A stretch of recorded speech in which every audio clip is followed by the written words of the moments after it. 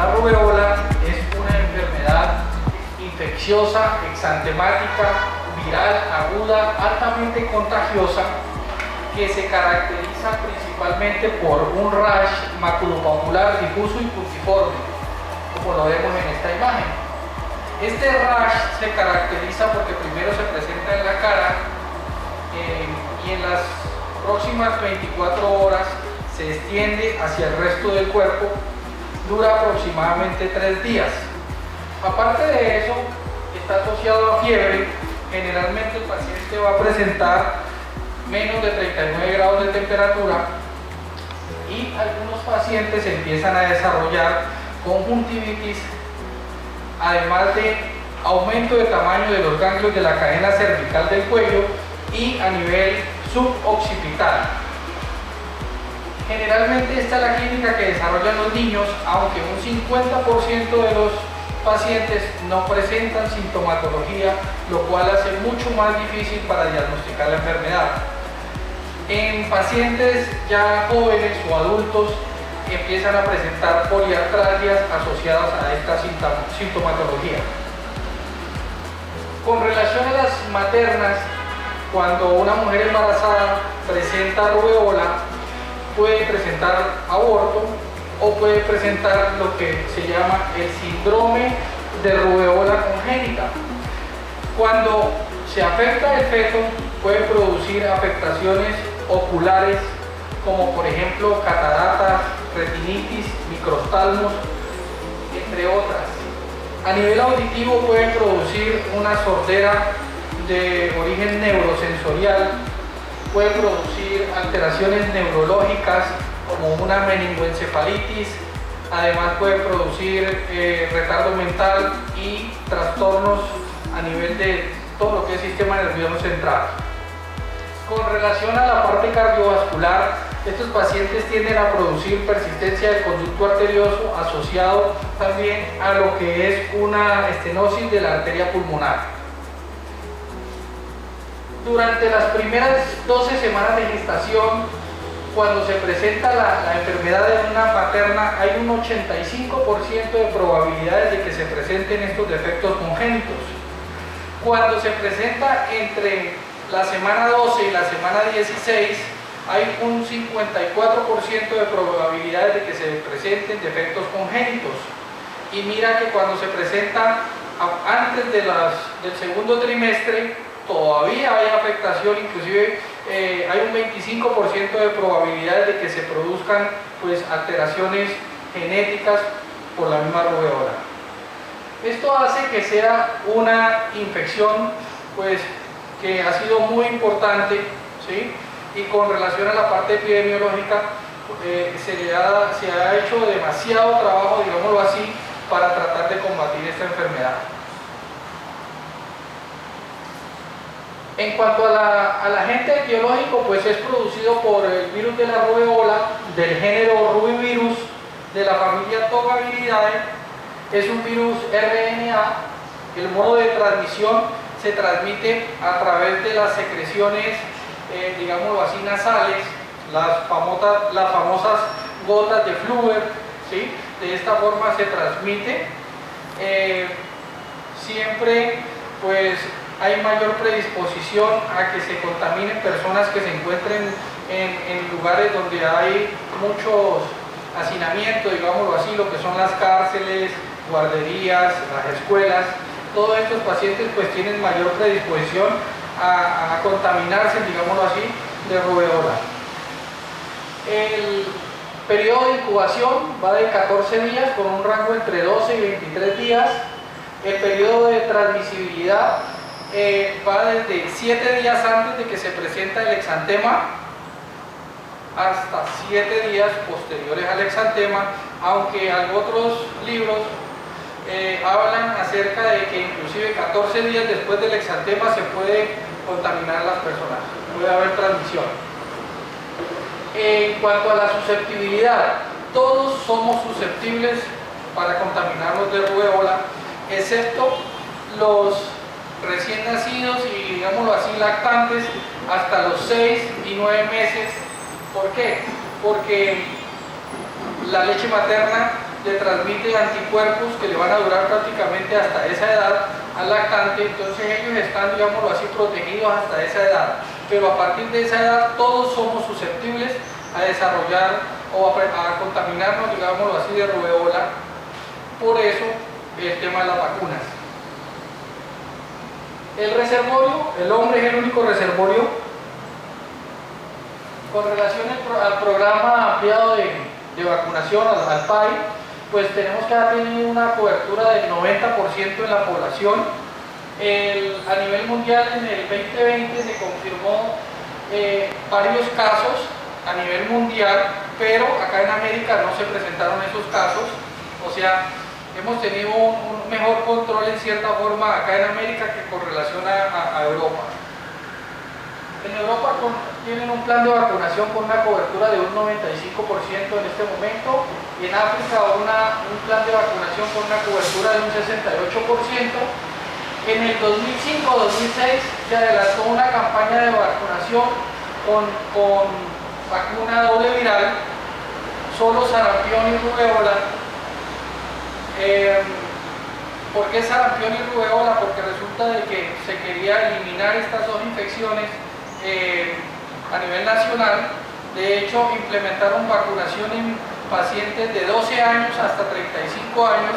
Esto le dio muy buenos resultados, sí, acá en Colombia, porque empezaron a disminuir automáticamente todos los casos de rubeola, logrando inclusive a llegar en el 2014, un grupo de científicos se reúnen y determinan de que definitivamente Colombia era ya exento de rubeola y de sarampión.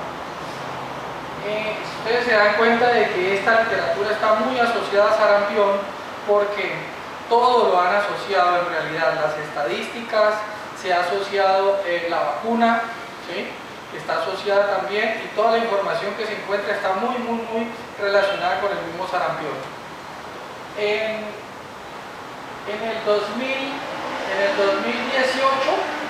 ya la OMS y la Organización Panamericana de la Salud pues ya certifica a Colombia como un país libre de sarampión y de rubeola, ¿sí? Es el caso de que hoy en día es muy importante cuando se presenta un caso, de hecho ya lo toman como si fuera un brote.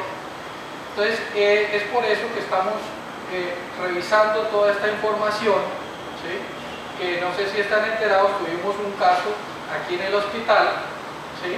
Entonces por eso estamos haciendo la revisión para ver qué es lo que se debe hacer y qué es lo que no se debe hacer. ¿Listo? Hablando de la prevención, ¿sí?, la vacuna, la triple viral o la MMR, como la conocemos también, que es la vacuna para sarampión, rubeola y parotiditis, la cual aquí en Colombia se aplica a los 12 meses y se vuelve a aplicar otra vez a los 5 años. Es una vacuna, en lo que he leído, muy efectiva, con una tasa de efectividad increíble, súper buena, pero a pesar de eso, por el mismo hecho de querer erradicar, de que no se vuelva a presentar la infección acá en Colombia, prefieren colocar la segunda dosis, que es a los 5 años, por si acaso hubo algún problema con la cobertura de la primera dosis. Con relación a las definiciones operativas de caso, bueno, antes de las definiciones operativas de caso, les voy a hablar acerca de lo que es el diagnóstico, ¿sí? El diagnóstico se hace con la rubeola IgG e IgM, ¿sí?, que tenemos disponibilidad, ¿sí? Con la IgM positiva y la IgG positiva, pues estamos haciendo un diagnóstico de la enfermedad como tal. Aparte de esto, es muy importante cuando tenemos un caso de tomar una segunda muestra, ¿sí?, que la segunda muestra, según lo que refiere la literatura, se haría a los 15 días, entre los 15 y los 20 días recomiendan tomar una segunda muestra para cotejarla con la primera y evaluar si la IgG ha presentado un aumento de 4 veces, ¿sí?, a su valor con relación a la toma inicial, porque eso nos estaría dando ya el diagnóstico, digámoslo así, un caso positivo para rubeola. Aparte de estas dos pruebas, la IgG y la IgM, también recomiendan hacer un test de avidez, ¿sí?, que cuando el test de avidez pues también nos va a ayudar también para hacer el diagnóstico, ¿sí? Y aparte del test de avidez, también la literatura habla de realizar una PCR, ¿sí?, que es si sale positiva, pues definitivamente ese paciente tiene rubeola. Si sale negativa, pues automáticamente se descarta. ¿Listo? Ahora sí hablemos acerca de las definiciones operativas del caso según la vigilancia epidemiológica para sarampión y rubeola, porque viene así la literatura. Caso sospechoso: todo paciente que presente fiebre asociado al exantema que ya vimos, y además que presente tos o coriza o conjuntivitis, además de inflamación de los ganglios de la cadena cervical y poliartráticos. Eso es un caso sospechoso. Un caso confirmado por laboratorio, pues definitivamente lo que les acabo de decir, un paciente con una IgG y una IgM positiva, ya tenemos un diagnóstico positivo, que hay que hacerle más exámenes y seguimiento, ya vamos a hablar acerca de eso, ¿sí?, asociado a que la IgG se eleve 4 veces, y aparte de eso, pues que tengamos el contexto clínico del paciente, ¿no? El caso confirmado clínicamente, este caso está incluido aquí, pero en realidad no debería de estar aquí. ¿Por qué? Porque confirmado clínicamente hay que hacerle estudios de laboratorio, y lo han colocado aquí, pero este paciente no se le ha hecho estudios de laboratorio, y eso conlleva a una falla en el sistema de vigilancia epidemiológica, entonces para que lo tengamos en cuenta. El caso confirmado por nexo epidemiológico es un caso sospechoso de sarampión o rubeola que tiene nexo epidemiológico con un caso confirmado por laboratorio. Caso descartado: ya que tenga la IgG o la IgM negativa, ¿sí?, prácticamente, o que tenga la PCR negativa, ¿sí?, con eso también descartamos, y que las muestras también de orina también sean negativas, entonces todo eso nos ayuda para descartar. Un caso importado, ¿sí?, este es un caso confirmado de sarampión o rubeola en una persona con antecedente de haber viajado a otro país, ¿sí?, que presente rubeola, ¿sí?, y pues prácticamente se haya contaminado en esa zona, ¿no?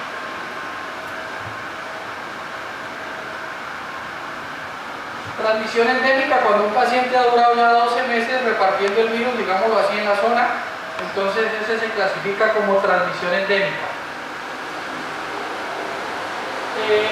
Este caso, el caso asociado a vacuna, es muy importante, ¿sí? Tenemos que ponerle cuidado mucho a esta definición de caso, porque resulta de que los pacientes que recién se han vacunado, si les hacemos, o sea, le hacemos la IgG y la IgM, pues nos van a salir positivas precisamente por el tema de la vacunación. ¿En qué rango de tiempo? Desde 8 días hasta 56 días después de la vacunación vamos a correr el riesgo de que ese paciente salga positivo. Entonces hay que tener cuidado con eso.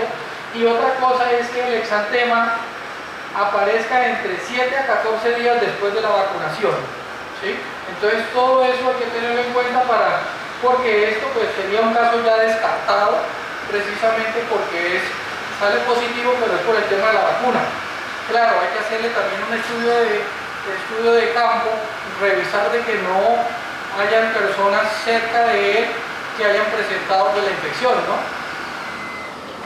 El caso con fuente desconocida, pues hacen todo el estudio, pero no encuentran exactamente de dónde se contaminó esa persona. En cuanto a la estrategia de vigilancia, pues un caso de rubeola como tal, como les decía, es considerado un brote en cierta forma hoy en día. Entonces pone a todo el mundo muy alerta, ¿sí? Buscando precisamente todos estos casos. ¿Sí? Hay una búsqueda activa a nivel comunitario, a nivel institucional, a nivel de laboratorio. Inclusive aquí hablan acerca de que cuando hay un caso positivo deberían de buscar todos los casos de infección por arbovirus que se sospecharon 30 días antes en el laboratorio y replantear, digámoslo así, el diagnóstico para ver si no hay casos ahí metidos, digámoslo, entre esos de casos de rubeola.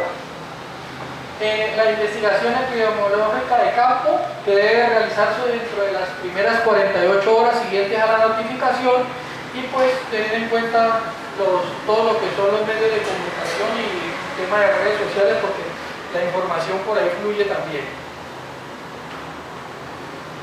Con relación a lo del diagnóstico, lo que les decía, la detección de anticuerpos de IgM, la elevación de 4 veces la IgG, las pruebas de avidez o las pruebas moleculares, que es la PCR, pues son los que nos van a ayudar a hacer el diagnóstico. Cuando tenemos un caso sospechoso, ¿sí? ¿Qué hay que hacer? Hay que tomar una muestra de suero. Primero, es un caso de notificación inmediata, no podemos esperar. Se hace una recolección del suero, se toman 5 centímetros de sangre, ¿sí?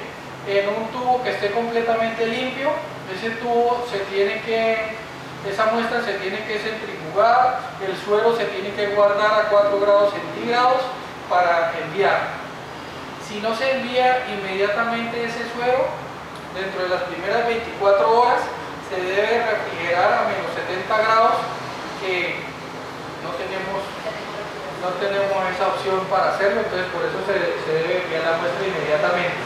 Se debe hacer un hisopado nasofaríngeo o faríngeo, que pues ya la mayoría con el tema del COVID y eso pues han adquirido mucha habilidad para hacer ese hisopado, ¿sí? Ese hisopo pues se debe enviar puede ser en solución salina si no tenemos un medio adecuado para transportar virus. Y se debe enviar una muestra de orina que, según lo que refieren, se debería de tomar en ayunas y de más o menos de la mitad del chorro. Esa orina también se tiene que centrifugar a 2500 revoluciones por minuto, se saca el sobrenadante y lo que queda es lo que se va a enviar. También debe estar refrigerado a 4 grados centígrados. Cuando hay un paciente que ha muerto, hay que tomar muestras de tejido de 1 por 1 centímetro de la faringe, del pulmón, del cerebro, del riñón, del hígado y del vaso. Aquí hay un algoritmo para el diagnóstico, pero en esencia pues no los voy a enredar con temas de algoritmo. Ya les expliqué lo importante, lo que tenemos que hacer, ¿sí? Iniciamos tomando IgG, iniciamos tomando IgM, ¿sí? Y de ahí vamos desarrollando el resto de los exámenes. Hay que notificar, hay que hacer la notificación, sí. Esta otra parte del algoritmo. Aquí está la ficha epidemiológica, que es la ficha número 710. De hecho, mira, viene pegada con la de sarampión, ¿sí? Por lo mismo que les hablo acerca de que la literatura está cruzada prácticamente con sarampión y rubeola. Entonces esta es la ficha que hay que llenar para hacer la notificación inmediata. Todo esto también hace parte de la ficha.